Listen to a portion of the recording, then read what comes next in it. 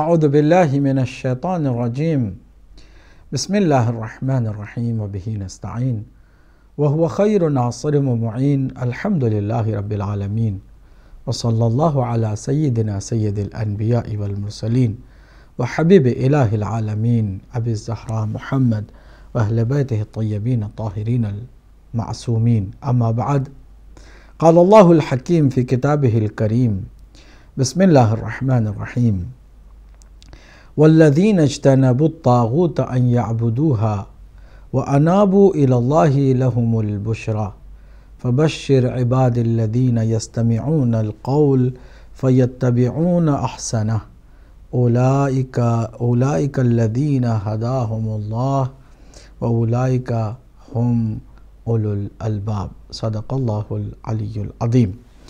اللہ کی حمد و ثنا، اس کی تعریف و تمجید ہماری ہر گفتگو کا آغاز ہے۔ بہترین ہستیوں پر، خاص کر محمد مصطفیٰ صلی اللہ علیہ وآلہ وسلم اور آپ کے پاکیزہ گھرانے پر درود و سلام بھیجتے ہیں۔ آپ کی خدمت میں بھی مخلصانہ سلام پیش کرتے ہوئے تعزیت پیش کرتے ہیں ان عظیم شہداء کی شہادت کی مناسبت پر۔ کوئٹہ میں ظلم کا بازار گرم ہو چکا ہے اور دہشت گردی کی ایک عجیب و غریب فضا حکم فرما ہے۔ ایسے میں حکمران خاموش، ارباب اقتدار خاموش، حتیٰ کہ فوج بھی یہاں کوئی اپنی طرف رد عمل نہیں دکھاتی ہے، اور عدلیہ بھی گویا سانپ سوکھ گیا ہے، اسے پرواہ نہیں ہے۔ یہ چیخیں، یہ فریادیں، یہ مظلوموں کی آہ عرش الہی کو ہلا رہی ہے، مگر حکمرانوں کے سر پر جوں تک نہیں رینگتی ہے۔ ہم اس کی شدت سے مذمت بھی کرتے ہیں، اور ساتھ ساتھ اظہار ہمدردی اور یکجہتی کے ساتھ ہی ہم ان نوجوانوں سے گزارش کرتے ہیں کہ جن کے اندر ابھی دم خم ہے، وہ اٹھیں اور اپنی حفاظت آپ کے تحت کچھ دفاعی سوچ کو اپنے اندر پرورش دیں، اس لیے کہ ہم کس طرح ظلم کو اسی طرح ہوتے ہوئے دیکھتے رہیں گے، اور کس طرح یہ برداشت ہوتا رہے گا کہ ہم صبر اور صبر اور صبر کی بات کرتے ہوئے ظالموں کو ہماری خاموشی سے شہ دیتے رہیں۔ عزیزو، اتحاد امت مسلمہ میں بہت ضروری ہے، لیکن نہیں ہوتا۔ اللہ سبحانہ وتعالیٰ کہتا ہے وَاعْتَصِمُوا بِحَبْلِ اللَّهِ جَمِيعًا وَلَا تَفَرَّقُوا، سب کے سب اللہ کی رسی کو مضبوطی سے تھام لو اور تفرقہ نہ کرو۔ لیکن تفرقہ کرنے والے کرتے رہے۔ اللہ سبحانہ وتعالیٰ نے حکم فرمایا قرآن مجید میں کہ دیکھو، یہود و نصارہ کی طرح فرقوں میں بٹ نہ جانا، تم آپس میں جھگڑا کر کے عقائد اور اعمال تمہارے مختلف نہ ہو جائیں، تم فرقوں میں تقسیم نہ ہو جاؤ۔ لیکن ہوئے، اللہ کی اس آواز پر بھی امت مسلمہ نے توجہ نہیں دی، جس کے نتیجے میں اللہ کے نبی صلی اللہ علیہ وآلہ وسلم نے جانے سے پہلے ہمیں خطرے سے آگاہ کر دیا کہ دیکھو، میں جا رہا ہوں، لیکن میری امت عنقریب 73 فرقوں میں بٹ جائے گی، اور 73 فرقوں میں جب امت بٹے گی تو 72 کے 72 یعنی اکثریت امت مسلمہ کے فرقوں کی جہنم میں جائے گی۔ صرف ایک مکتب، ایک مذہب جو اپنی اصالت پر قائم رہتے ہوئے نجات پا سکے گا، یعنی 72 ناری اور ایک ناجی، نجات پانے والا۔ اس قدر خطرہ عظیم کہ اس خطرے کو ہر فرقے کے بڑوں نے مانا ہے۔ اس اعتبار سے میں یہ بات کر رہا ہوں کہ تقریباً ہر مسلک کے محدث نے اس حدیث کو صحیح جانا ہے، اور تقریباً سب نے اس حدیث کے بارے میں اتفاق کیا ہے کہ حضور نے تو یہ فرمایا کہ 73 فرقے میری امت کے ہو جائیں گے، صرف ایک فرقہ جنت میں جائے گا۔ اب بجائے اس کے کہ امت پریشان ہو کر تحقیق اور تجسس اور تفکر کی راہ اپناتے ہوئے اس ایک ناجی فرقے کو ڈھونڈ نکالتی، امت نے ایک اور پینترا بدلا، اور وہ یہ کہ ہر کسی نے اپنی جگہ پر یہ یقین کر لیا کہ ہم صحیح ہیں، باقی دوسرے جو ہے وہ غلط ہیں۔ قرآن نے ایسی سوچ کا بھی مذاق اڑایا ہے، کل حزب بما لدیہم فرحون، ہر پارٹی جو کچھ اپنے پاس ہے اس کو لے کر خوش ہے کہ ہم مطمئن ہیں کہ ہم ہی صحیح ہیں، دوسرے غلط ہیں۔ بعض نے اس کو ایزی لیا ہے کہ کوئی بات نہیں،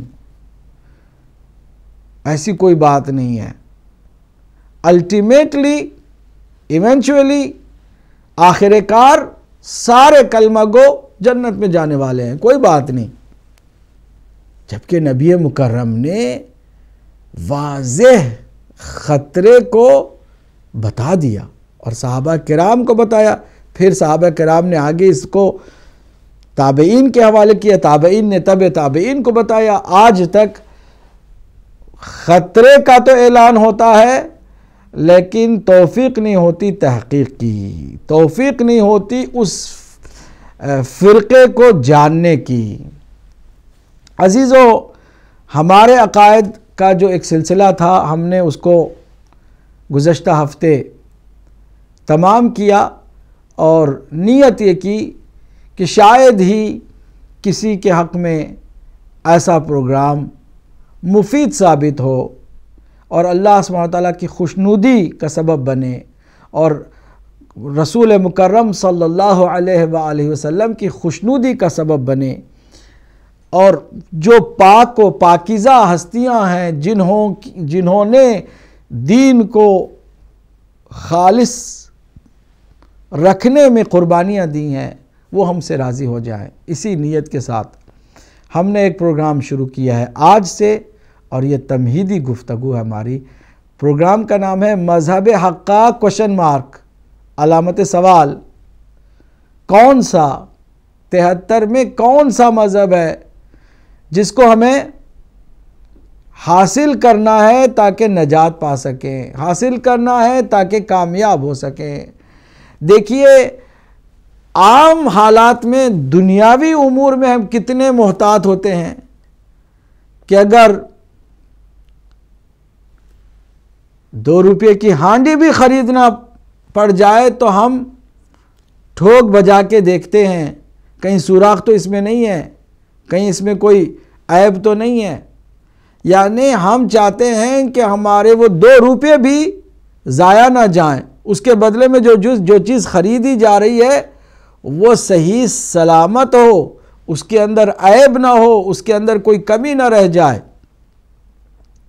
ہماری سوچ دنیاوی امور میں تو اتنی ہے کہ معمولی سی چیز کو بھی ہم دیکھ دکھا کر کے، پرکھ کر کے، باقاعدہ تحقیق کر کے حاصل کرتے ہیں، لیکن مذہب کے معاملے میں ہم اتنے لاپرواہ ہیں کہ جو جس مذہب میں پیدا ہوا ہے سمجھتا ہے کہ یہی صحیح ہے، اور پھر کوشش ہی نہیں کرتا کہ تحقیق بھی کرے کہ آخر کیا وہ جو 73 میں ایک صحیح ہے، باقی جو 72 غلط ہیں اور جہنم میں جانے والے ہیں، کہیں ہم میں سے ایسا تو نہیں ہے کہ ہم ہی وہ جنت میں جانے والے ہوں یا پھر جہنم میں جانے والوں میں سے ہوں؟ تحقیق کریں، جستجو کریں۔ اس کے لیے کیا ہے کہ صرف اپنے مذہب کو جان لینا کافی ہے؟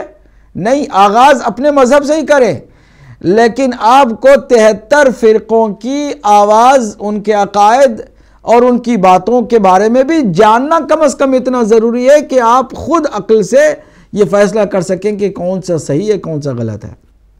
یاد رکھیے گا کہ ہر مذہب میں بہت ساری خوبیاں بھی ہوتی ہیں، کوئی بھی مذہب خوبیوں سے خالی نہیں ہوتا، لیکن اعمال سے زیادہ ہمیں دیکھنا ہے کہ بنیادی چیز جو عقیدہ ہے، وہ عقیدہ کہ جو ہماری نجات کا سبب بن سکتا ہے، وہ کون سا عقیدہ ہے، کس عقیدے کو ہم نجات دہندہ سمجھیں، ناجی سمجھیں، اور کس کو جہنم میں لے جانے والا سمجھیں۔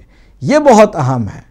اس بات کو واضح کرنے کے لیے بنیادی سوال جو میں آپ کی خدمت میں پیش کرنا چاہتا ہوں، اور اس سوال سے پہلے قرآن مجید کی آیت کا ترجمہ کرنا چاہتا ہوں، بس اسی ترجمے پر توجہ دیجیے گا۔ سورہ زمر کی آیت نمبر 17 اور 18 ہے، جس میں اللہ سبحانہ وتعالیٰ نے تعریف کی ہے اور خوشخبری دی ہے اپنے خاص بندوں کو، اور وہ خاص بندے کی کوالٹی کیا ہوتی ہے، اس پر توجہ دیجیے۔ وَالَّذِينَ اجْتَنَبُوا الطَّاغُوتَ أَن يَعْبُدُوهَا، وہ لوگ کہ جو اللہ کی نافرمان طاقتوں کو ریجیکٹ کرتے ہیں، وہ لوگ جو اللہ کی نافرمان طاقتیں، سرکش طاقتیں، وہ کیا ہیں؟ ابلیسی شیطانی قوتیں جو اللہ کے مقابل میں آئی ہیں، ان کی عبادت کرنے سے وہ باز آتے ہیں اور ریجیکٹ کر دیتے ہیں کہ وہ ہمارے خدا نہیں ہیں، ہم ان کے سامنے نہیں جھکیں گے۔ وَأَنَابُوا إِلَى اللَّهِ، اور اللہ سبحانہ تعالیٰ کی طرف مائل ہوتے ہیں، ان کی رغبت، ان کا شوق، ان کا ذوق، ان کی فائنل ڈیسٹینیشن اللہ سبحانہ تعالیٰ ہے۔ اللہ سبحانہ تعالیٰ نے ایسے کوالٹی کے بندوں کی تعریف میں فرمایا ہے کہ لَهُمُ الْبُشْرَى، انہی کے لیے خوشخبری ہے کہ نجات انہی کو ملنے والی ہے اور کامیابی انہی کو ہے۔ کیا بس یہی ہے کامیاب اور نجات پانے والوں کی کوالٹی؟ نہیں، ذرا اس آیے کریمہ کے بعد والے حصے پر توجہ کیجیے۔ فَبَشِّرْ عِبَادِ الَّذِينَ يَسْتَمِعُونَ الْقَوْلَ فَيَتَّبِعُونَ أَحْسَنَهُ، قربان جاؤں قرآن مجید کی نورانی آیات پر کہ حبیب آپ بشارت دیجئے، خوشخبری دیجئے میرے ان بندوں کو کہ جو ہر ایک کی بات سننے کے لیے تیار ہوتے ہیں، کان بند نہیں کرتے، آنکھیں اپنی بند نہیں کرتے، وہ یہ نہیں کہتے کہ میں فلاں ٹی وی چینل کو دیکھ نہیں سکتا ہوں، میں فلاں کی کتاب نہیں پڑھنا چاہتا ہوں، میں فلاں مسلک کے آدمی سے ملنا نہیں چاہتا ہوں، فلاں مسلک کے بارے میں جاننا نہیں چاہتا ہوں۔ نہیں، وہ اللہ کے ایسے بندے ہیں کہ جو دماغ کو بھی کھلا رکھتے ہیں، آنکھوں کو بھی کھلا رکھتے ہیں، کانوں کو بھی کھلا رکھتے ہیں۔ یستمعون القول، ہر ایک بات سنتے ہیں، انہیں کسی بھی مسئلے کے بارے میں، کسی بھی عقیدے کے بارے میں جاننے کے اندر کوئی ہچکچاہٹ نہیں ہے۔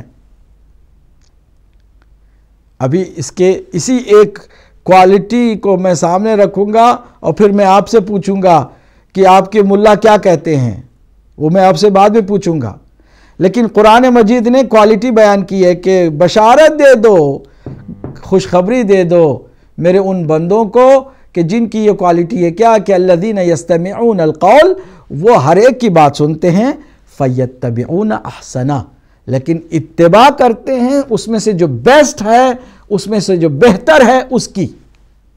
سننا ہے تو سنیں، پڑھنا ہے تو پڑھیں، ہر ایک کی بات سنیں، ہر ایک کی بات پڑھیں، لیکن بشارت ان کے لیے ہے کہ جو اس میں سے جو بہتر ہے اس کو چنتے ہیں۔ کیا مطلب ہے اس کا؟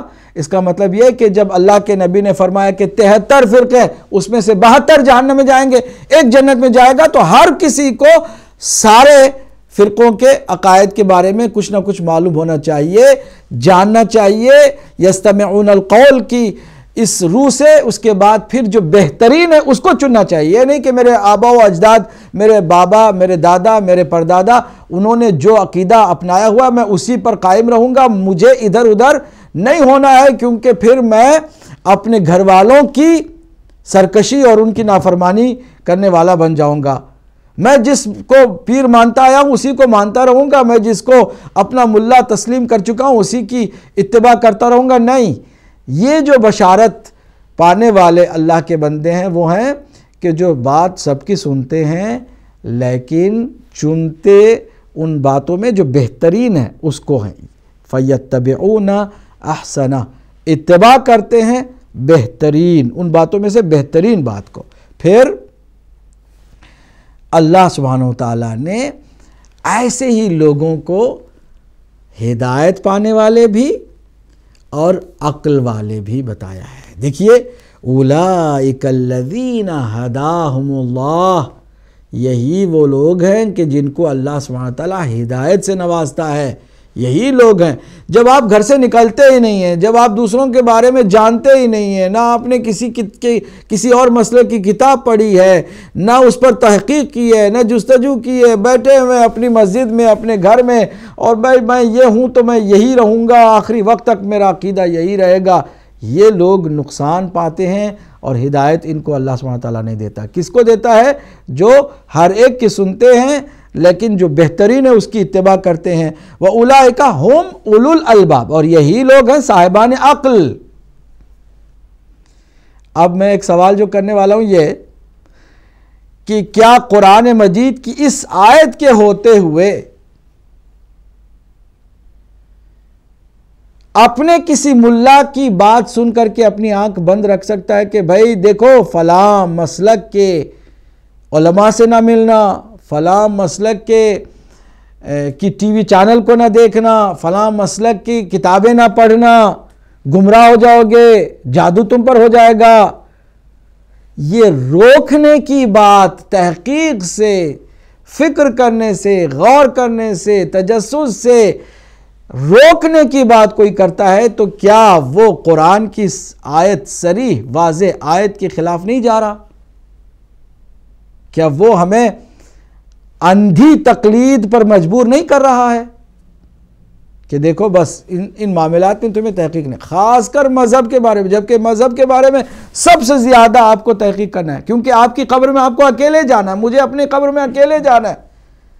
نہ میرے رشتہ دار جن کا مذہب میں نے اپنایا ہوا تھا وہ میرے قبر میں آ کر میری مدد کر سکتے ہیں، نہ ملا جس کی میں تقلید کرتا تھا وہ میرے قبر میں آئے گا، نہ کوئی پیر میری قبر میں آئے گا. مجھے تنہا اپنی قبر میں اپنے عقائد کا حساب دینا ہوگا. تو کیا ہم لاپرواہی کر سکتے ہیں؟ کیا ہم اس معاملے میں غفلت کا شکار ہو سکتے ہیں، یا ان مولویوں کی بات سن کر کے کسی اور مسلک کے بارے میں جاننے سے بھی گھبرا سکتے ہیں؟ ایسا خوف کہ کتابیں نہ پڑھنا. میں ایک مدرسے میں گیا تھا، البتہ عام شہری کی طرح سٹیزن عام جیسے لوگ ہوتے ہیں، اور کرتا پیجامہ پہنے ہوئے، کوئی حلیہ بھی ہمارا ایسا نہیں تھا کہ لوگ ہمیں کسی خاص نظر سے دیکھیں، عام جیسے مسلمان عام ہمارے ہوتے ہیں. وہاں کے مدرسے میں بڑی خوشی ہوئی، 2000 طالب علم رہتے ہیں، بڑی لائبریری ہے، بہت بڑی لائبریری ہے. میں نے کہا کہ جو آخری سال کے جو طلبہ ہیں جو اس سال فارغ ہونے والے ہیں، اس مدرسے سے فارغ التحصیل بن کر نکلنے والے ہیں، ان سے کوئی ملاقات ہو سکتی ہے؟ کہا کیوں نہیں، یہ ابھی کلاس ان کی تمام ہوا چاہتی ہے، آپ مل سکتے ہیں ان سے. ہم ملنے کے لیے گئے اور ہم نے صرف اتنا پوچھا کہ کیا آپ نے اپنے مسلک کے علاوہ کسی اور مسلک کی بھی کتاب پڑھی ہے؟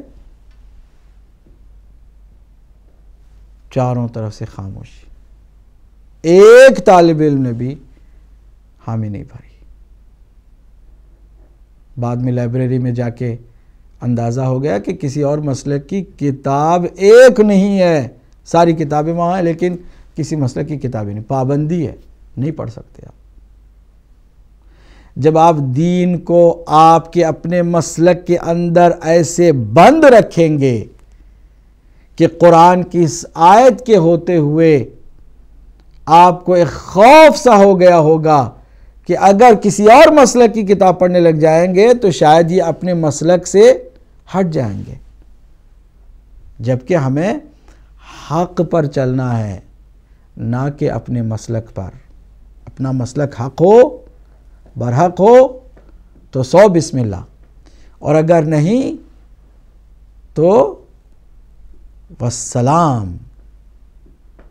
یہ نہیں ہے کہ ہم آنکھ بند کر کے اپنے آبا و اجداد کے مسلک اور مذہب کو اور فرقے کو، عقیدے کو فالو کرتے آئیں۔ قرآن نے مذمت کی ہے جب بت پرستوں کو اللہ وحدہ لا شریک کی توحید اپنانے کی دعوت دی گئی تھی تو انہوں نے یہی بہانہ کیا تھا، کیا ہم اپنے آبا و اجداد کے مذہب کو چھوڑ دیں؟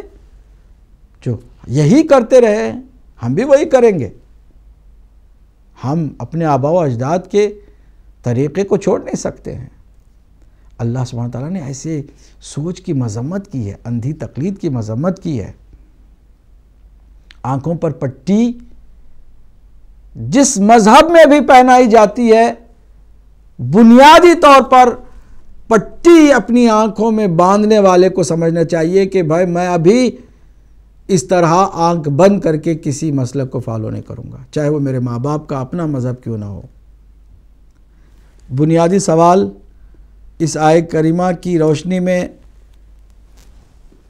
اور اس حدیث کی روشنی میں، جس حدیث کو سب نے لکھا ہے کہ اللہ کے نبی نے فرمایا میرے بعد 73 فرقے ہو جائیں گے اور ایک فرقہ جنت میں جائے گا، باقی سارے جہنم میں جائیں گے۔ کیا یہ اتھینٹک ہے؟ جی ہاں۔ کیا ہر مسلک کے لوگ اس حدیث کو مانتے ہیں؟ جی ہاں۔ ہم نمونے کے طور پر سیاہ ستہ میں موجود ہے، ہم 2 سیاہ ستہ کی عظیم کتابوں کی یہ حدیث جو ہے آپ کو پڑھ کے سنائیں گے تاکہ آپ کو اطمینان حاصل ہو جائے کہ اللہ کے نبی نے واقعاً خطرے سے آگاہ کر دیا تھا اپنے جانے سے پہلے کہ دیکھو میں جا رہا ہوں لیکن میرے بعد ایسا ہونے والا ہے کہ امت میری 73 فرقوں میں بڑھ جائے گی۔ حدیث کو میں خود اس کے نورانی کلمات کے ساتھ ہی آپ کی خدمت میں پیش کرنا چاہوں گا، گزارش کروں گا کہ آپ اس پر توجہ کریں۔ یہ ہے سنن ترمذی، اور آپ سب جانتے ہیں کہ سیاہ ستہ میں یہ بھی ایک اہم کتاب ہے، سنن ترمذی وہو الجامع الصحیح۔ ابی عیسیٰ محمد بن عیسیٰ بن سورۃ الترمذی، یہ ان کا پورا نام ہے، اور آپ کی خدمت میں یہ عرض کروں کہ اس کی کتاب الایمان میں ایک حدیث نہیں بلکہ 2-3 اس میں حدیثیں ہیں، میں ایک حدیث کو سنا کر کے، یہ ہے کتاب الایمان، اس کو آپ دیکھیں۔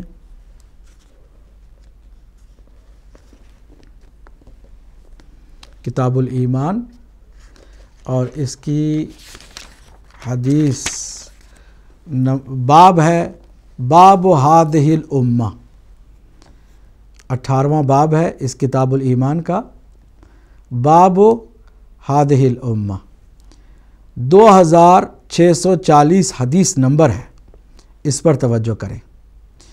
حدثنا الحسین بن حریث ابو عمار حدثنا الفضل بن موسیٰ عن محمد بن عمرو عن ابی سلمہ عن ابی ہریرہ ان رسول اللہ صلی اللہ علیہ وآلہ وسلم قال تفرقت اليہود على 71 فرقہ او 72 فرقہ والنصارى مثل ذلك وتفترق امتی على 73 فرقہ۔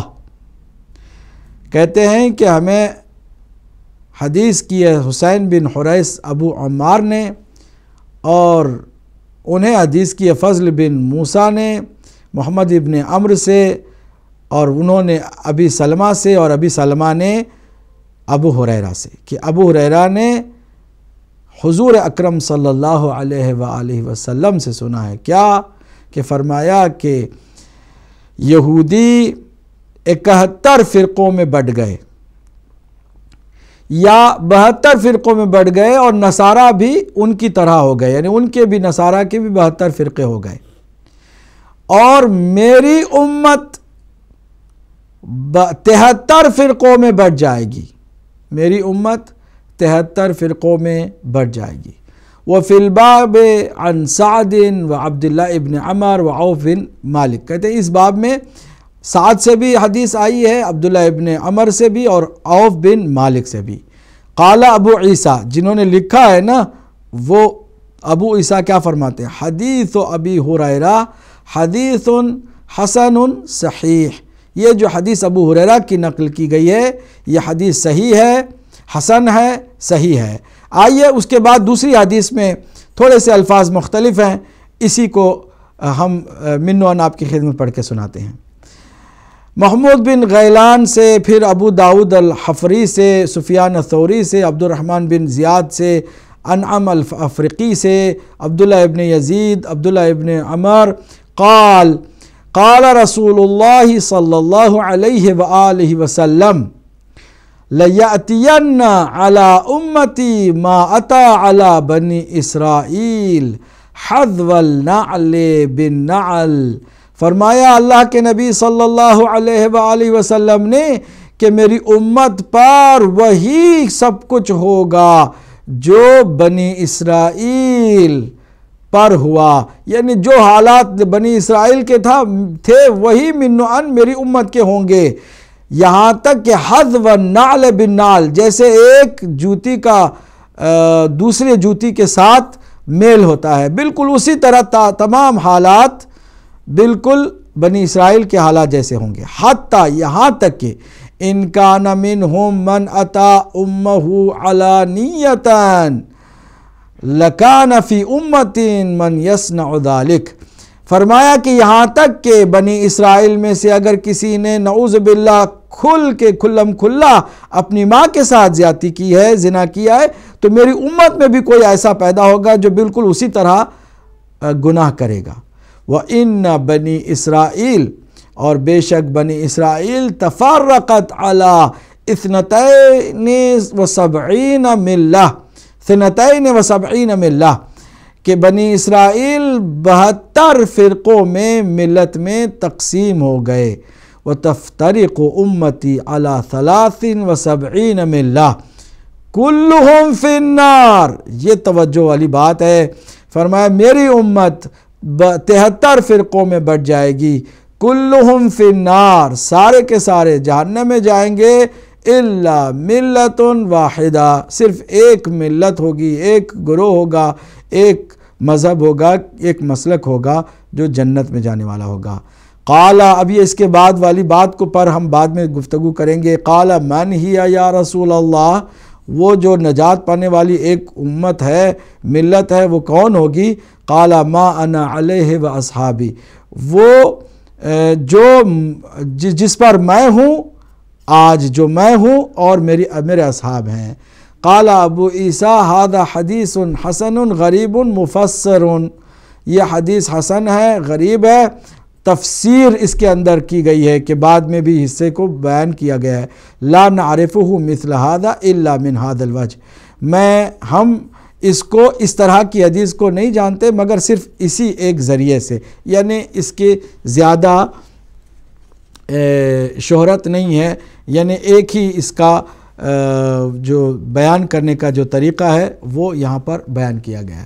یہ ہے سنن ترمذی، اس سے صاف کیا واضح ہو گیا کہ یہودی 71 فرقوں میں اور عیسائی 72 فرقوں میں اور مسلمان امت 73 فرقوں میں بٹ جائے گی، 72 کے 72 جہنم میں، صرف ایک جو ہے جنت میں جائے گی۔ اب ذرا غور کیجئے گا سنن ابن ماجہ کو، یہ اردو ترجمہ ہے جو آپ کی خدمت پیش کر کے سعادت حاصل کر رہا ہوں، جلد 7 ہے اور آپ کو پتہ ہی ہے کہ حافظ ابو عبداللہ محمد بن یزید ابن ماجہ القزوینی ہیں جو ان کے مؤلف ہیں۔ اب اس کو بھی آپ دیکھ لیجئے گا، کتاب الفتن میں یہ حدیث آئی ہے، اور کتاب الفتن کی کہ باب ابتدا میں اسلام بیگانہ تھا، اس پر پھر باب افتراق الامم، امتوں کے فرقوں میں بٹ جانا، امتوں کا فرقوں میں بٹ جانا، یہ باب ہے۔ اس باب کی حدیث کو دیکھیے، حدیث نمبر ہے 3991۔ حدثنا ابو بکر بن ابی شیبہ ثنا محمد بن بشیر یا بشر ثنا محمد بن عمرو عن ابی سلمہ عن ابی ہریرہ قال قال رسول اللہ صلی اللہ علیہ وآلہ وسلم تفرقت الیہود علی 71 فرقہ۔ اللہ کے نبی صلی اللہ علیہ وآلہ وسلم نے فرمایا کہ یہودی 71 فرقوں میں بٹ گئے، وتفترق امتی علی 73 فرقہ، اور میری امت 73 فرقوں میں بٹ جائے گی۔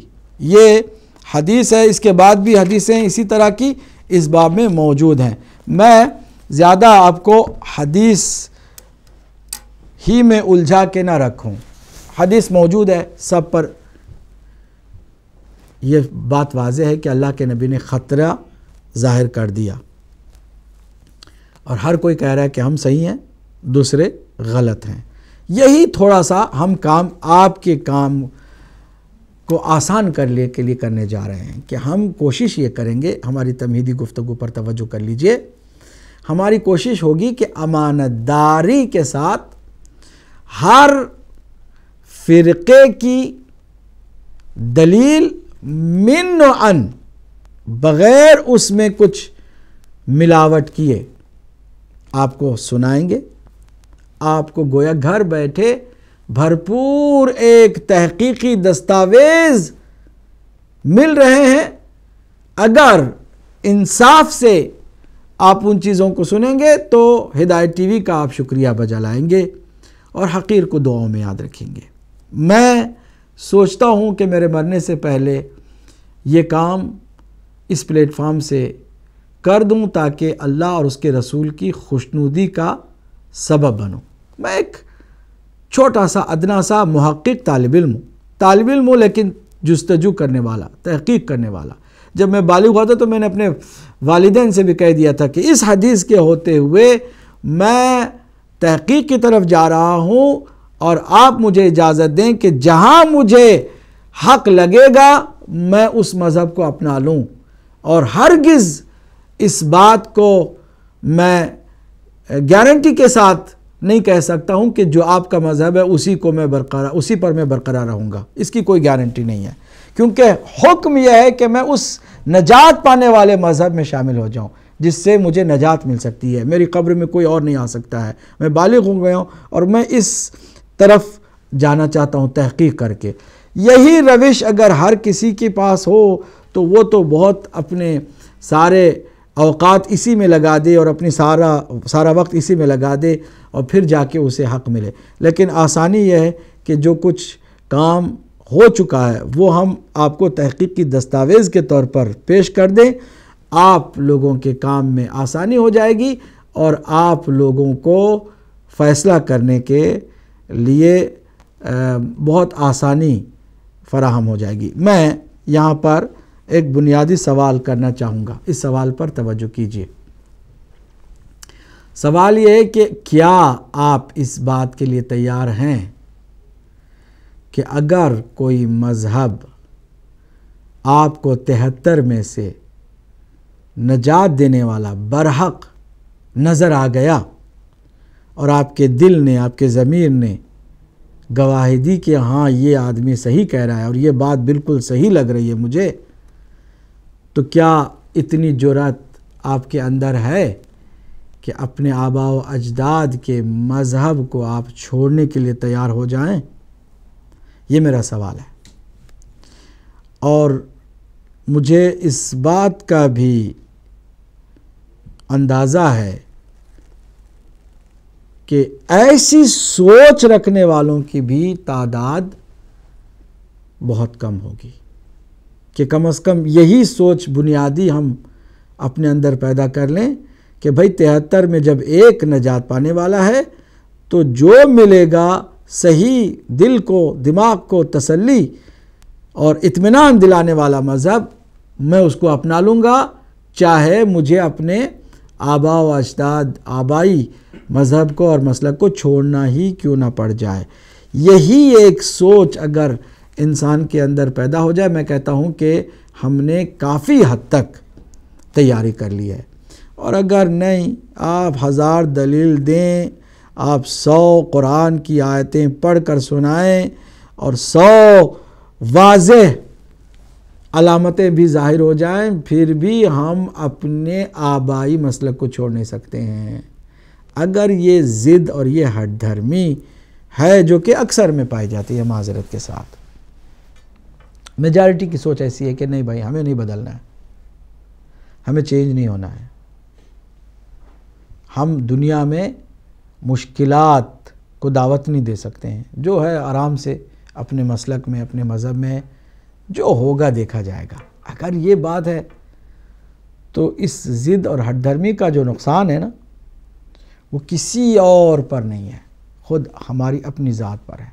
ہماری قبر اور ہم، ہمارا حشر اور ہم، قیامت کا دن اور ہم، پھر جہنم اور ہم، کیونکہ بنیادی طور پر ہم نے یہ سوچا ہی نہیں ہے۔ قرآن مجید نے کس کو بشارت دی ہے؟ اس کو بشارت دی ہے کہ جو ہر ایک کی بات سنے اور جو بہترین ان میں سے ہے اس کی اتباع کرے۔ یہ نہیں کہ میں اپنی بات اپنے ملا سے ہی سنوں گا، کسی کی بات نہیں سنوں گا۔ یہ ہٹ دھرمی، یہ ضد یا پھر لاپرواہی یا غفلت۔ بعض لوگ یہ بھی کہتے ہیں ہوگا صحیح وہ مذہب، ہوگا ہمارا مذہب کسی جگہ پہ غلط، لیکن جو حال سب کا ہوگا وہی حال ہمارا ہوگا، دیکھا جائے گا۔ بات دیکھنے کی نہیں ہے، بات تماشے کی نہیں ہے۔ مرنے کے بعد کوئی تماشا نہیں ہوگا کہ وہاں آپ دیکھیں گے کہ جو ہوگا دیکھا جائے گا۔ وہاں پر سامنا ہوگا فرشتوں کا، سامنا ہوگا اللہ کی طرف سے ان سوالات کا کہ جن کو آپ جواب دیں گے تو نجات پائیں گے۔ یہ بات سیریس ہے، بہت زیادہ سیریس۔ اتحاد اور یکجہتی کی دعوت کے ساتھ میں تحقیق اور دعوت فکر دیتا ہوں، اور اگلے پروگرام سے آپ کے جتنے بھی اپنے عزیز ہیں ان کو لے کر بیٹھیں، سنیں تو صحیح کہ ہم کیا کہہ رہے ہیں۔ میں یقین دلاتا ہوں کہ کوئی بھی بات نہ ہم تھوپ سکتے ہیں آپ کے اوپر، نہ کوئی بات میں دلیل سے ہٹ کر اور قرآن اور سنت کے دائرے سے نکل کر نہ کروں گا، نہ مجھے کرنا چاہیے، نہ ایسی بات کو میں اہمیت دوں گا۔ یہ میرا اپنا وعدہ ہے آپ کے ساتھ کہ کوئی بات قرآن و سنت کے دائرے سے ہٹ کر نہیں ہوگی اور عقل کے خلاف نہیں ہوگی، لاجک اور منطق کے ساتھ ہوگی۔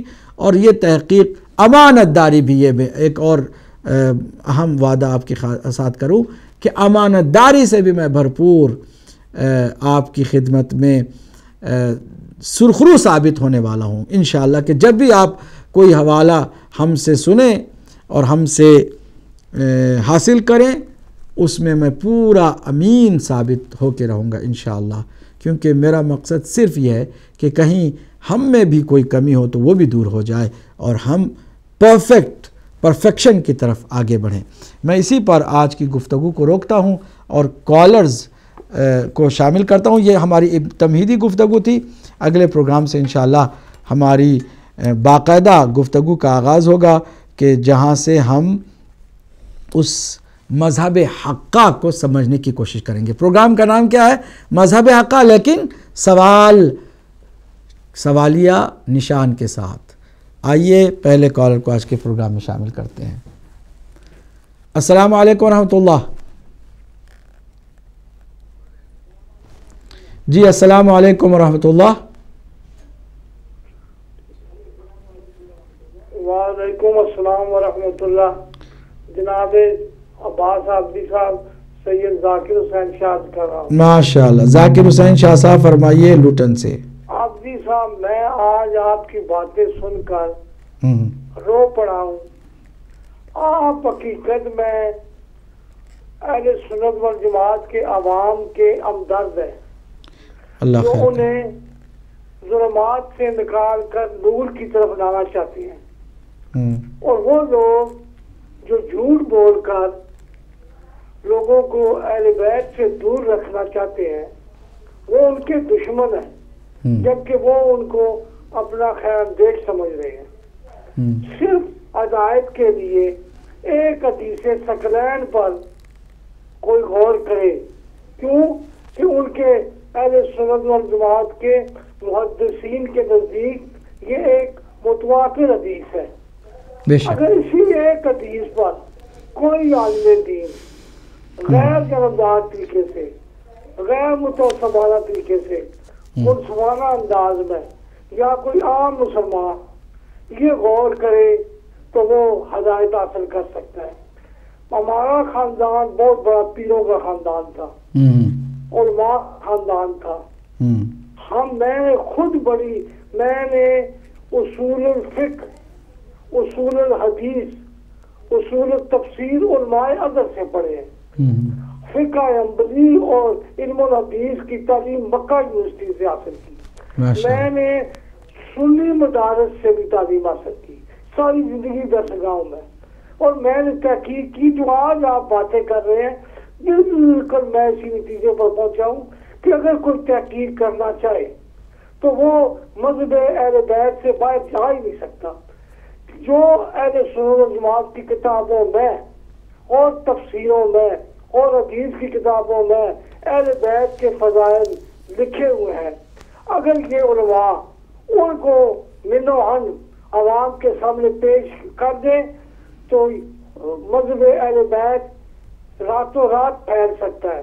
یہ اتنے جھوٹ بولے جاتے ہیں آپ کی صاحب، جھوٹی حدیثیں بیان کی جاتی ہے اور 1400 سال سے بولی جا رہی ہے، اور وہ لوگوں کے ذہنوں میں بیٹھ چکی ہے اور لوگ ان کو صحیح سمجھ رہے ہیں. کہتے ہیں کہ ہم تکبیر مسلسل کر رہے ہیں.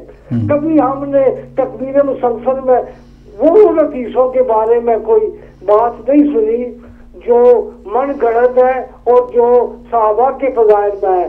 ہمیشہ انہی حدیثوں کو حذف تنقید میں آیا جاتا ہے جو اہل بیت کی شان میں ہے، اور کہا جاتا ہے کہ تکبیر مسلسل ہو رہی ہے. آپ ہر چیز کا بڑے اچھے طریقے سے دفاع کر رہے ہیں، لیکن ایک آپ سے شکوہ ہے کہ ایک شاہ صاحب نے سیدہ فاطمہ سلام اللہ علیہ کے خطبے کو بلا وجہ مشکوک بنایا. وہ خود عربی زبان کے نحو اور فصاحت و بلاغت اور انداز خطابت کے تقاضوں سے خود نابلد ہیں. وہ خطبہ میں عابدی صاحب آپ کو یقین دلاتا ہوں اسی طرح جس طرح وہ لکھا ہوا بیان کرے اسی طرح صحیح ہے. وہ کوئی آدمی مجھ سے اسی خطبے پر اس خطبے کے بارے میں آپ کو جواب دینا چاہیے تھا. اللہ تعالیٰ آپ کی توفیقات خیر میں اضافہ کرے. آپ بڑی آج دل کی باتیں کی ہیں. اگر آپ کی باتوں کو کوئی سن لے تو یقین جانے وہ ہدایت پا سکتا ہے. بہت شکریہ، بہت شکریہ سید ذاکر حسین شاہ صاحب لوٹن سے. اللہ آپ کو جزائے خیر دے. آپ خود ایک کافی محقق رہے ہیں اور کافی آپ کو علم و ادب سے اور معرفت سے کتابوں سے شغف رہا ہے. میں اگلے کال کو شامل کرتا ہوں. السلام علیکم ورحمۃ اللہ. السلام علیکم سرکار. شاہد زیدی بول رہا ہوں کراچی سے. شاہد زیدی صاحب کراچی سے، فرمائیے کیا آپ کو سوال کرنا ہے؟ میں آپ کی گفتگو سنتا ہوں اور بہت مجھے خوشی ہوتی ہے. ماشاءاللہ اللہ تعالیٰ آپ کو اور توفیقات میں آپ کے اضافہ فرمائے. صرف مجھے یہ بتا دیجئے کہ اسلام میں حضور کے زمانے میں کوئی تفرقہ نہیں تھا. یہ تفرقہ پیدا کب ہوا اور کس نے کیا؟ آخر یہ کیوں اتنا سب سلسلہ الٹا سیدھا ہوا؟ بس مجھے یہ بتایا کہ یہ کہاں سے شروع ہوا یہ کام؟ شروع ہوا. بہت عمدہ سوال. جی بہت عمدہ سوال ہے. انشاءاللہ اس پر ہم بات کریں گے، لیکن یہی ایک اچھا موقع ہے کہ ہم پیار سے، محبت سے، صمیمیت کے ساتھ ایک دوسرے کو اپنا بھائی سمجھ کر اور تحقیق اور ایکیڈمک ڈسکشن کو اہمیت دیتے ہوئے، بجائے اس کے کہ ہم ایک دوسرے کو برا بھلا کہیں، ایک دوسرے کو سمجھنے کی کوشش کریں، افہام و تفہیم کی فضا کو قائم کریں اور پیار سے ایک دوسرے کو جاننے کی کوشش کریں۔ اگلے کال کو شامل کرتے ہیں۔ السلام علیکم ورحمۃ اللہ۔ وعلیکم السلام قبلہ، میں تعظیم نقوی لندن سے بول رہا ہوں۔ جناب تعظیم نقوی صاحب، آج چونکہ بالکل انٹروڈکٹری پروگرام ہے تو میں نے کہا کہ اپنے آپ سے وعدہ کر لوں میں آن ایئر اور مومنین کو ایک میسج بھی دے دوں کہ آپ چونکہ ظاہر ہر دل عزیز شخصیت ہے مومنین کی اور ہدایت ٹی وی کی، تو ہر آدمی چاہتا ہے کہ آپ کی شفقت اور محبت کی وجہ سے آپ کو فون کرے، لیکن میری درخواست مومنین سے یہ ہے کہ خاص کر صرف یہ ٹو ریلیجن پروگرام میں اگر مومنین فون نہ کریں اور ہمارے دوسرے مسالک کے لوگوں کو ترجیح دیں تو ان کی تو فون کال آسانی سے مل جائے گی، اور دوسرے پھر ظاہر آپ سے محبت سب کرتے ہیں، وہ اس کا اظہار ہم کسی اور پروگرام میں کرتے ہیں تاکہ اس پروگرام کا جو مقصد ہے اس کو پہنچ سکیں ہم۔ تو یہ میری گزارش ہے تمام ہدایت ٹی وی کے سننے والوں اور دیکھنے والوں سے، اور آپ کے لیے دعا گو، پروردگار عالم آپ کو صحت و تندرستگی دے اور میرے لیے دعاؤں میں مجھے شامل رکھیے گا۔ الہی آمین، بہت شکریہ، اللہ آپ کو سلامت رکھے۔ اگلے کال کو شامل کرتے ہیں۔ السلام علیکم ورحمۃ اللہ۔ السلام علیکم۔ وعلیکم السلام ورحمۃ اللہ۔ کون میرے بھائی، کہاں سے؟ جی میں ملک بدر منیر بول رہا ہوں۔ ملک بدر منیر صاحب، فرمائیے جناب۔ جی قبلہ کیسے؟ ٹھیک ہے الحمدللہ میرے بھائی، آپ کیسے ہیں؟ فرمائیے۔ بالکل ٹھیک ٹھاک قبلہ، آج میں کچھ آپ سے سوالات پوچھنا چاہتا ہوں۔ جی جی۔ جیسا کہ آپ کچھ جانتے ہوں گے کہ میں وہ مسلمان ہوں کہ جس کی سوئی نہ ایک جگہ پہ اڑکی ہے اور نہ ہی میں ان اڑکنے والوں میں سے ہوں، بلکہ مسلمان وہ ہے جو جس کا ذہن وسیع ہو، اور حقیقت بھی یہی ہے کہ انسان کو جو ہے کہ وہ اپنی انویسٹیگیشن کرنی چاہیے، تحقیق کرنی چاہیے اور اس کے بعد آگے بڑھنا چاہیے۔ بے شک۔ تو میں تو کئی برسوں سے آپ کا چینل، دیگر چینل دیکھتا چلا آ رہا ہوں، اور اللہ تعالیٰ کو حاضر ناظر رکھ کے میں یہ آپ کو حقیقت کہہ رہا ہوں کہ اگر کوئی بھی مشق والا یہ کہے کہ میں پرفیکٹ ہوں اور دوسرا غلط ہے، یہ بالکل سراسر غلط ہے۔ حقیقت یہ ہے کہ جو بھی فرقہ ہے اس میں سے کچھ اچھی کے مطلب یہ ہے کہ جو نبی پاک صلی اللہ علیہ وسلم کی سنت اور اہل بیت سے یا دیگر صحابہ سے جو کہ بہت سی آپ کو دین کی اچھائیاں ملتی ہیں، آپ ان کو گٹھا کر لیں، اپنا لیں۔ اس کی وجہ یہ ہے کہ جیسا کہ آپ نے ابھی آپ نے فرمایا کہ ایک حدیث کا حوالہ دیا، تو میں اس حدیث کے بارے میں صرف آپ ہی سے سوال نہیں کرنا چاہتا، بلکہ جو بھی مسلمان ہے جو دنیا میں میری شاید بات سن رہا ہوں، اس سبھی کے لیے میرا وہ سوال ہے۔ آپ نے فرمایا کہ نبی پاک صلی اللہ علیہ وسلم کی حدیث ہے کہ ایک وقت آئے گا میری امت 73 فرقوں میں بٹ ہو جائے گی، اور ان میں سے ایک ہی فرقہ جو ہے وہ صراط المستقیم بھی ہوگا۔ بات سوال میرا یہ ہے قبلہ کہ یہ تو مجھے سمجھ آ گئی کہ اللہ تعالیٰ کا وعدہ ہے کہ جو کافر ہیں وہ تو دوزخ میں جائیں گے، اور جو مسلمان ہیں وہ جو ہے وہ جنت میں جائیں گے۔ اللہ تعالیٰ نے دو چیزیں بنائی ہیں، ہر چیز کا جوڑا جوڑا ہے، جنت ہے اور دوزخ ہے۔ وہ تو فارغ ہو گئے جو کہ توحید پہ ایمان نہیں رکھتے، پیچھے رہ گئے مسلمان۔ تو ان میں سے 73 میں سے صرف ایک جو ہے وہ گروہ جو ہے وہ جنت میں جائے گا اور بڑھتے جائیں گے دوزخ میں۔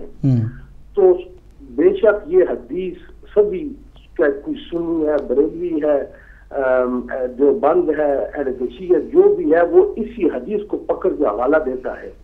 اور مجھے جہاں تک میری ناقص سوچ ہے، یہ حدیث قرآن پاک، اس کا کوئی ذکر نہیں، یہ حدیث ہے۔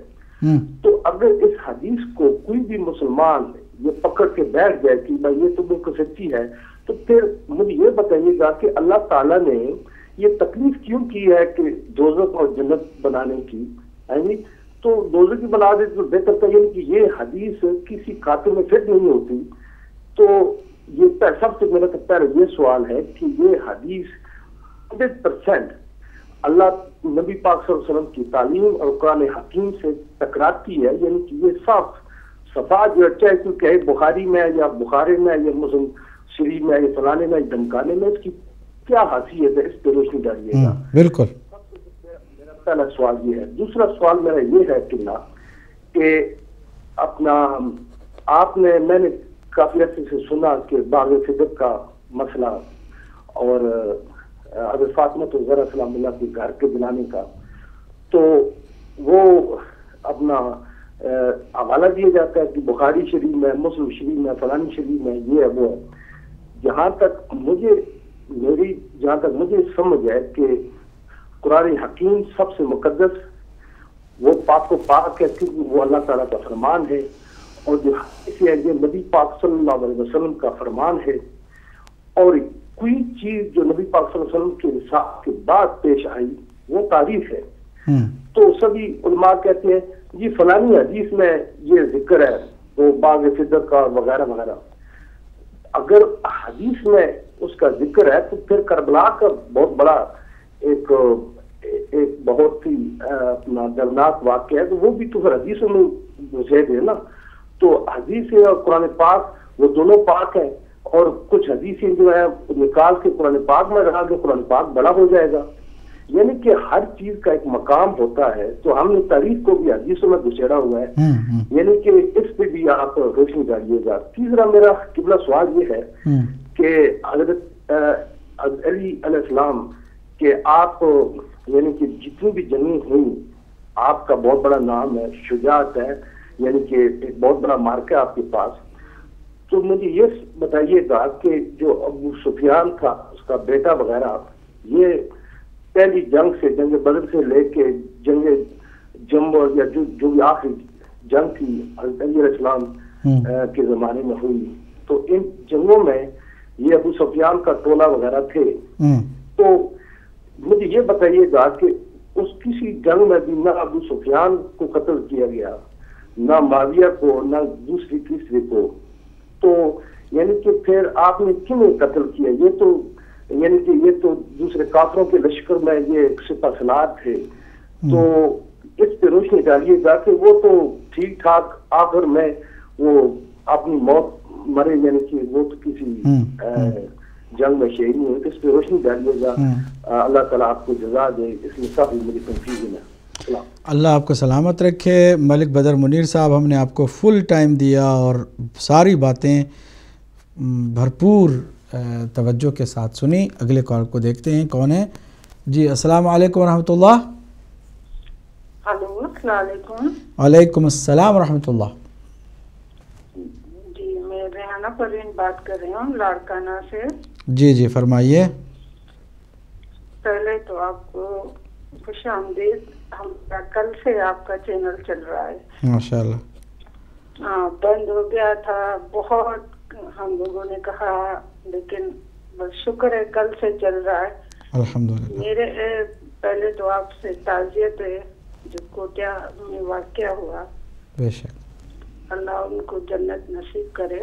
الہی آمین. لیکن ہمارے شیعوں کو چاہیے، جیسے امیر مختار نے ایک اپنی تاریخ رقم کی اور اس نے حکومت میں جا کے اپنے امام کے دشمنوں کا بدلہ لیا، ویسے ہی ہمارے شیعہ بھی جائیں اور سیاست میں جائیں اور اپنا دفاع کریں.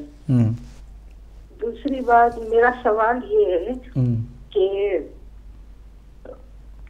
نبی صلی اللہ علیہ وسلم کے بارے میں کہتے ہیں کہ وہ قریش سے تعلق رکھتے تھے، اور مولا علی کے بارے میں کہتے ہیں کہ وہ بنو ہاشم سے ہیں. تو کیا یہ دو قبیلے یا کیا ہے؟ وہ کہتے ہیں کچھ لوگوں نے تو یہ بھی کہا ہے کہ یہ آپس میں رشتے دار ہی نہیں. چلیے اس کا جواب آپ کو دیں گے. بہت شکریہ, آپ نے کافی دیر رات جاگ کر کے سوال کیا ہے لاڑکانہ پاکستان سے. اللہ آپ کو جزائے خیر دے, اور کل سے آپ ہدایت ٹی وی بھی دیکھنے لگی ہیں, اور یقیناً مومنین ہدایت ٹی وی اور بلکہ تمام عالم اسلام ہدایت ٹی وی سے فیضیاب ہوتا رہے گا. امید ہے کہ وقت وہ ایسا بھی آئے کہ ہر کوئی اس ہدایت سے ہدایت پاتا رہے گا. اگلے کال کو شامل کرتے ہیں, بلکہ یہ آخری کالر ہوں گے ہمارے اس پروگرام میں, کیونکہ ہمارے پاس ٹائم کی گنجائش بالکل نہیں ہے. جی السلام علیکم ورحمۃ اللہ. وعلیکم السلام ورحمۃ اللہ. مولانا میں مدثرہ بات کر رہی ہوں سولیول سے. میں نے آپ کی ساری گفتگو تو نہیں سنی, البتہ 2 سوال کرنا چاہتی ہوں. جی. پہلا سوال یہ ہے کہ ربیع الاول کے مہینے میں اہل سنت کے بھی جیسے بہن بھائی بلاتے ہیں میلاد وغیرہ پہ, تو وہاں پہ وہ درود تنجینہ کا بہت ورد کرتے ہیں. تو میری نظروں سے اس کا ترجمہ جب گزرا تو وہاں پہ حضور پاک صلی اللہ علیہ وآلہ وسلم کے لیے امی کا لفظ استعمال ہوا ہے اس درود پاک میں, اور اس کا ترجمہ ان پڑھ لکھا ہوا تھا. تو میں بس پوچھنا چاہوں گی مختصر کہ وہ کس نقطہ نظر سے امی کا ترجمہ ان پڑھ کرتے ہیں یا لیتے ہیں, اس کو کیا سمجھتے ہیں؟ ٹھیک ہے. اور دوسرا وہ آیت کریمہ کا ہم لوگ بھی خیر سبھی ورد کرتے ہیں جو لا الہ الا انت سبحانک انی کنت من الظالمین ہے, اور اس کے بارے میں کہا جاتا ہے کہ یہ آیت بہت بھاری ہے. تو وہ مجھے سمجھ نہیں آئی کہ وہ کس سینس میں بھاری ہے, اس سے کیا مراد ہے. اگر آپ نے بھی ایسا سنا ہو تو آپ اس کی وضاحت کر دیں. شکریہ. بہت شکریہ آپ کا, آپ نے فون کیا. معذرت کے ساتھ دوسرے کالرز دوسرے کالز کو ہم شامل نہیں کر سکتے. ہمارے بھائی تعظیم نقوی کی ایک خوبصورت اپیل کو میں دہرانا ہی چاہوں گا. ہمارے اگلے پروگراموں میں چونکہ یہ ایک تحقیقی پروگرام ہے, اور اس میں کوشش ہم کریں گے کہ امانت داری کے ساتھ ان باتوں کو آپ کے سامنے لائیں کہ جو تحقیق کا نتیجہ ہیں اور آپ کے لیے بہت ہی زیادہ مفید کارآمد ثابت ہوں گے. اگر آپ لوگ کوشش کریں کہ یا تو موضوع سے متعلق کوئی سوال ہو تو کریں, یا پھر کوشش کریں کہ جو ہمارے بھائی دیگر مسالک ہیں ان کو زیادہ سے زیادہ موقع فراہم کیا جائے, تاکہ وہ اپنی جو بھی ذہن میں تصویر رکھتے ہیں کسی بھی مسلک کے بارے میں وہ آئیں اور کھل کر ہم سے بات کریں. کیونکہ یہ ایک ایسا صمیمیت کے ساتھ پیار بھرا پروگرام ہوگا کہ جس میں ہمیں کسی کے ساتھ لڑنا جھگڑنا نہیں ہے, کسی کے ساتھ ہماری کوئی دشمنی نہیں ہے, نہ ہمیں کسی کے ساتھ کوئی پرخاش گری کرنا ہے یا کسی کو ڈانٹ ڈپٹ کے خاموش کرنا ہے. نہیں, بلکہ یہاں پیار سے صمیمیت اور محبت اور اخلاص کی فضا کو قائم کرتے ہوئے تحقیق کی راہ کو چلنا ہے. تحقیق کی راہ جب بھی ہم چلیں گے امید ہے کہ حق تک پہنچ جائیں گے, اور راہ حق پر چلنے والے بجائے اس کے کہ کسی اور پر الزام دیں توجہ سے باتوں کو سنتے ہیں, دلائل کی روشنی میں جو صحیح بات ہے اس کو اپناتے ہیں اور جو غلط ہے اس کو نہیں اپناتے. سید ذاکر حسین صاحب نے خوبصورت گفتگو کی, ابتدا میں حوصلہ افزائی کی ہماری, اور ان کا ایک شکوہ بھی اپنی جگہ پہ بجا تھا, لیکن ہم نے خطبہ حضرت زہرا سلام اللہ علیہا پر بھرپور ایک پروگرام کیا, اور خطبات بی بی سلام اللہ علیہا کی سند کے ساتھ بہت ساری ان تمام چیزوں کو ڈسکس کیا کہ جو اس خطبے سے متعلق تھے. ہمارے پاس سی ڈیز بھی موجود ہیں, اور اگر کسی کو چاہیے تو وہ مل بھی سکتی ہیں. ہم بار بار جیسے بعض لوگوں کے پاس چند باتیں ہیں دہراتے جاتے ہیں, اور وہ ہم 5 سال سے جواب دے چکے ہیں سینکڑوں مرتبہ, پھر بھی وہی باتیں بار بار دہرا کے وہ اپنی جگہ پہ سمجھتے ہیں کہ وہ سورما ہے, اور ایک بات کو ریپیٹ کر کر کے ہم چیلنج کرتے ہیں. شیعہ جواب نہیں دیتے, شیعہ جواب دیتے رہیں گے, دیتے آئے ہیں, دیتے رہے ہیں, پھر بھی ان کو جواب کی طرف جانا نہیں ہے, کیونکہ جب وہ جواب کی طرف آئیں گے تو ظاہر سی بات ہے ان کو پھر مزید نئے سوال تیار کرنے ہوں گے جو کہ ان کے پاس موجود نہیں ہے. شاہد زیدی صاحب کراچی سے بہت عمدہ سوال کیا کہ تفرقہ کہاں سے شروع ہوا. اللہ کے نبی صلی اللہ علیہ وآلہ وسلم کہ حیات بابرکت میں مسلمان جتنے بھی تھے، صحابہ کرام جتنے بھی تھے، بہرحال ایک ہی عقیدے کو، ایک ہی مذہب کو، ایک ہی جہت اور ڈائریکشن کو اپنائے ہوئے تھے۔ اگرچہ اس میں کچھ منافقین تھے، مجبوراً ان کو بھی وہی کرنا تھا جو نبی مکرم کا بتایا ہوا طریقہ تھا۔ کسی کا عقیدہ اس وقت الگ سے بیان نہیں ہو سکا، دل میں بڑی خواہشیں رہی ہیں۔ جتنے بھی فرقے بنے اور تفرقہ امت مسلمہ میں پیدا ہوا، نبی مکرم کی آنکھ بند ہونے کے بعد ہوا، اور بہت تاخیر سے نہیں، فوراً ہی ہوا۔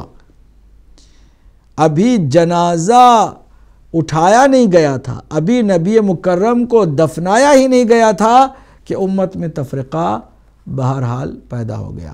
بعض اور بھی دقیق نظر رکھنے والے یہ کہتے ہیں کہ جو منافقین تھے انہوں نے اس زمانے سے ہی تفرقہ بازی کا آغاز کر دیا تھا کہ جس زمانے میں نبی مکرم صلی اللہ علیہ وآلہ وسلم بستر علالت پر تھے، جب آپ بیمار ہو کر بستر پہ تھے، وہیں سے تفرقہ بازی کا ایک سلسلہ شروع ہو گیا تھا۔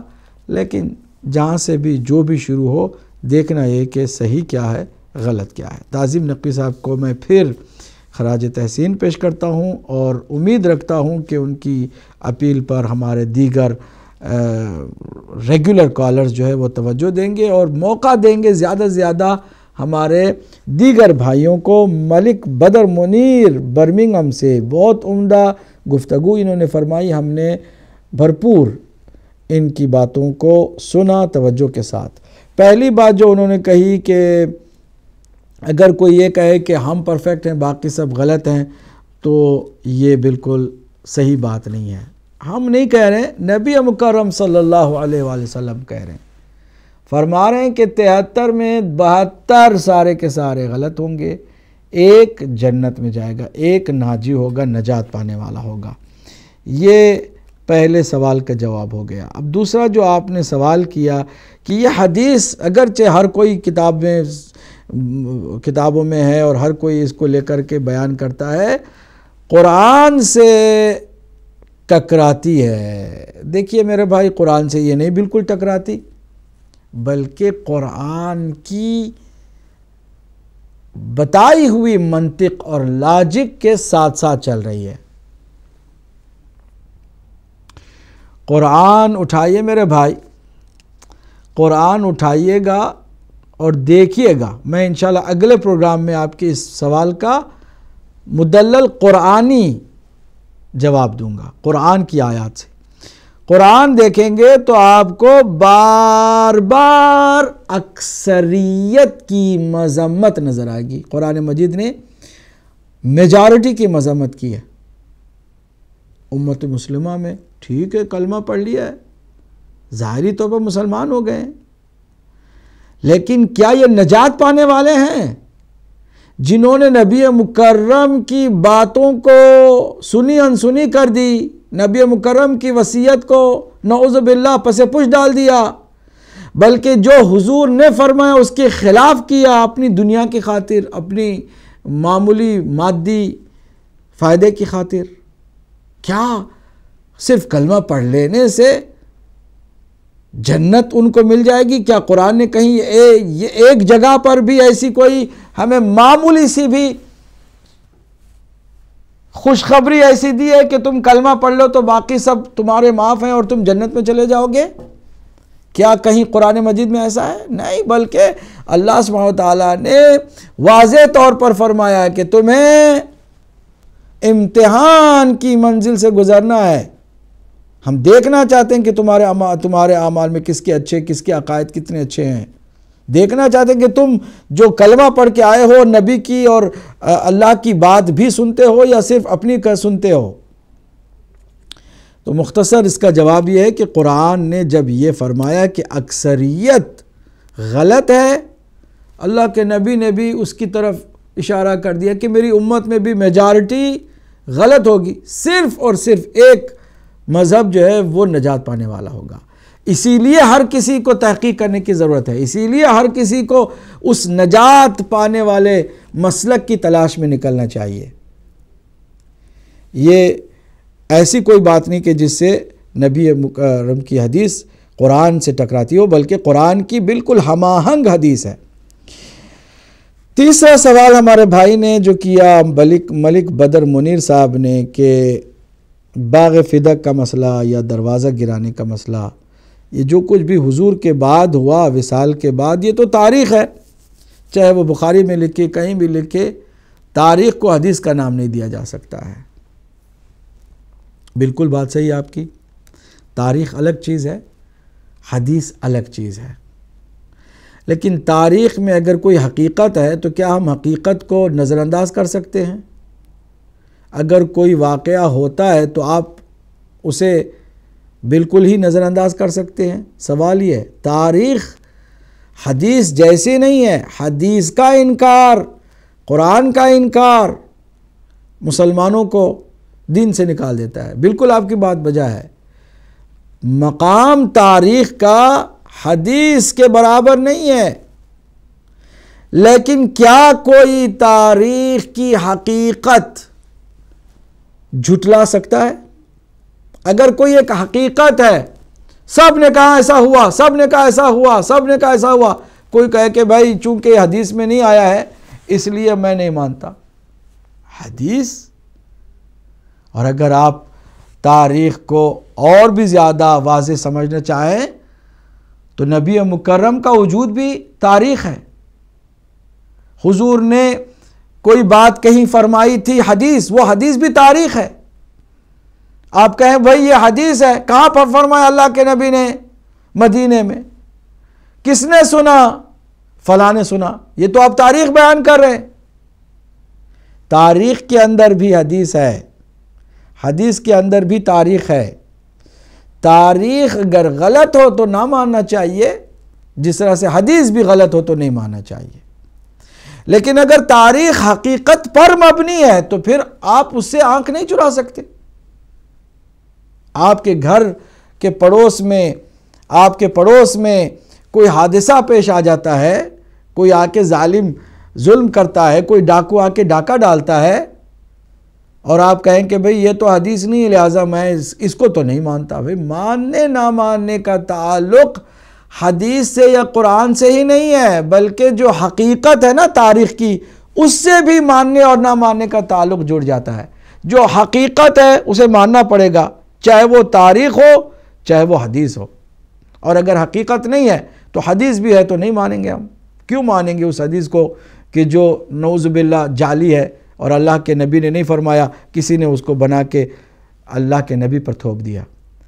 تو میرے بھائی، تاریخ سے آپ کو زیادہ جو ہے نا الرجک نہیں ہونی چاہیے۔ ملک بدر منیر صاحب، سارا دین تاریخ کا ہے، تاریخ میں سب کچھ ہوا ہے، آج نہیں ہوا ہے، کل ہے۔ جو بھی بات کل سے مربوط ہو جائے وہ تاریخ ہے، اور جو گزشتہ سے وابستہ کوئی بھی چیز ہے وہ تاریخ۔ اگر آپ کہیں کہ تاریخ کے میں قائل نہیں ہوں تو پھر بہت ساری چیزوں سے آپ کو دستبردار ہونا پڑے گا۔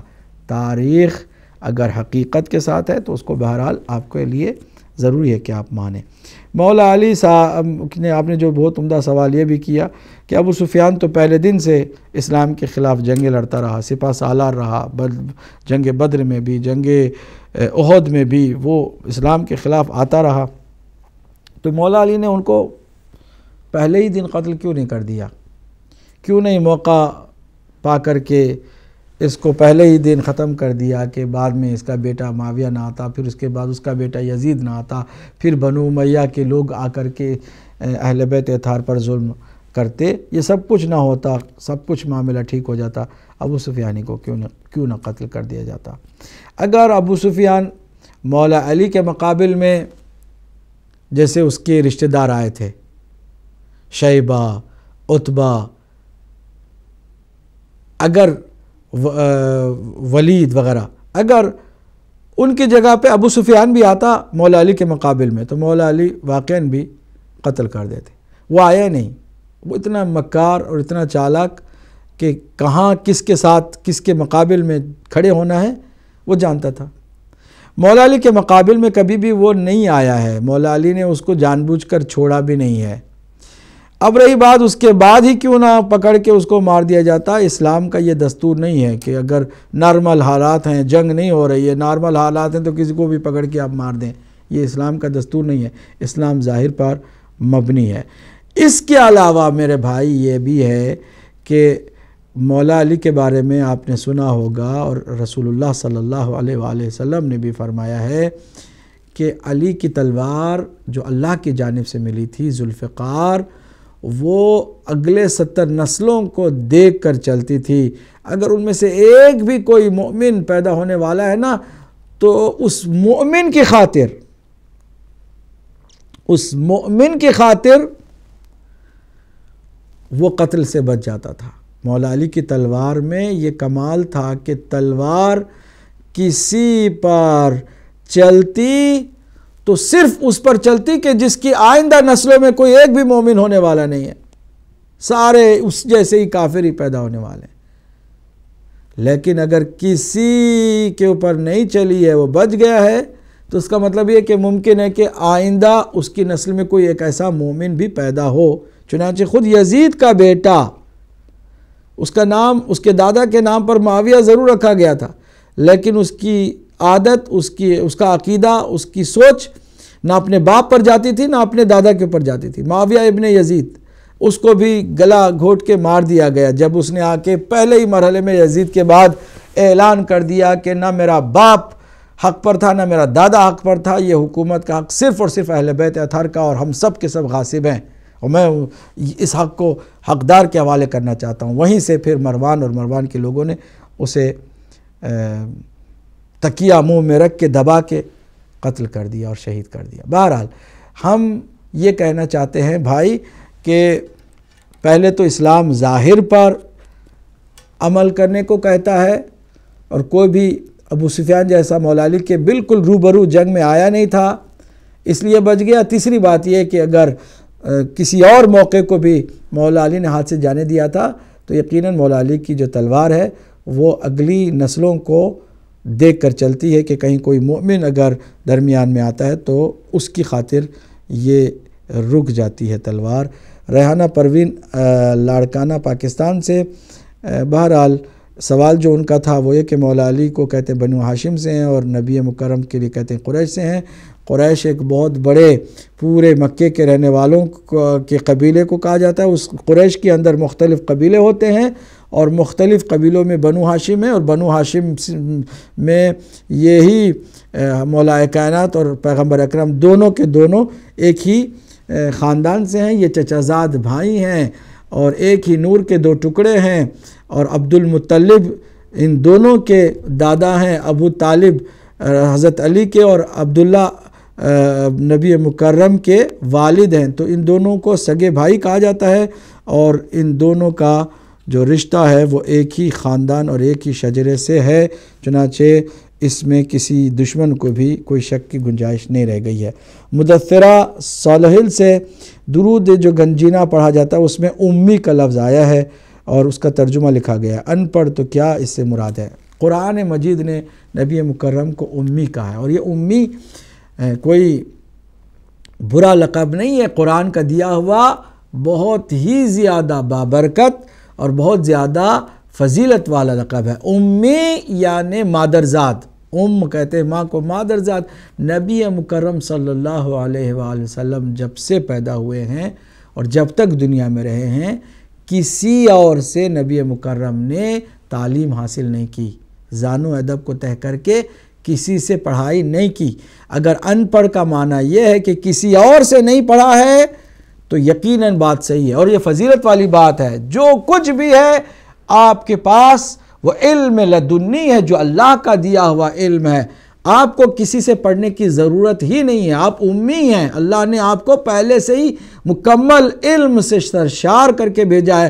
آپ لوگوں سے سیکھنے کے لیے نہیں آئے تھے، بلکہ آپ صلی اللہ علیہ وآلہ وسلم لوگوں کو سکھانے کے لیے آئے تھے۔ یعلمہم الکتاب والحکمہ، قرآن مجید نے خود فرمایا کہ وہ تعلیم دینے کے لیے، کتاب کی اور حکمت کی تعلیم دینے کے لیے آئے تھے۔ تو نبی مکرم صلی اللہ علیہ وآلہ وسلم کا یہ لقب امی کوئی برا نہیں ہے، بلکہ بہت عمدہ اور بہت فضیلت والا لقب ہے۔ بعض لوگوں نے اس کو غلط طریقے سے پیش کیا ہے کہ واقعاً لکھنا پڑھنا نہیں جانتے تھے۔ یہ بہت بڑی زیادتی ہے جو نبی مکرم کے ساتھ کی جا رہی ہے۔ کسی سے نہیں پڑھا، ان پڑھ ہیں اس معنی میں تو ٹھیک ہے، امی کا مطلب اگر یہ ہے تو ٹھیک ہے، لیکن آپ اگر یہ مان کے چلیں کہ نہیں واقعاً نبی مکرم کو لکھنا پڑھنا نہیں آتا تھا، یہ سراسر زیادتی ہے۔ جو سکھانے کے لیے آیا ہے وہ کیسے ان پڑھ اس طرح ہو سکتا ہے؟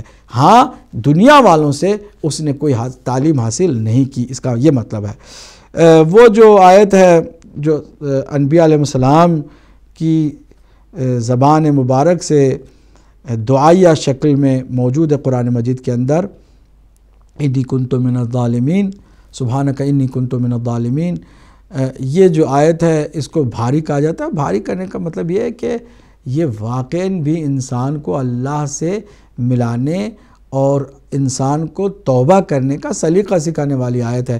اس میں بھاری کا کوئی اور مطلب کوئی سمجھ لے کہ اس کو پڑھنا نہیں چاہیے یا اس کے پڑھنے سے کوئی مصیبت آ جائے گی، یہ ہماری اپنی سوچ ہے اور یہ خرافی باتیں ہیں۔ ان باتوں سے ہمیں بہت بلند ہو کر سوچنا چاہیے۔ قرآن مجید نور ہے، نور کو جتنا آپ حاصل کریں گے اس کا اتنا ہی فائدہ ہے۔ میں اسی پر اکتفا کرتا ہوں۔ اگلے پروگرام میں ہماری اس تمہیدی گفتگو کے بعد جو سلسلہ تحقیقی شروع ہونے جا رہا ہے، اس میں ہمارے ساتھ آپ ہوئیے گا، اور جو آپ کے عزیز دوست، چاہنے والے اور آپ کے ماننے والے جہاں بھی ہوں گے ان سب کو خبر کیجیے گا کہ ہر پیر کی UK کے ٹائم کے حساب سے رات 9 بجے ہم آپ کی خدمت میں مذہب حقہ علامت سوال کے ساتھ حاضر ہوتے رہیں گے اور تحقیق کی گفتگو آپ کی نظر کرتے رہیں گے۔ والسلام علیکم ورحمۃ اللہ وبرکاتہ۔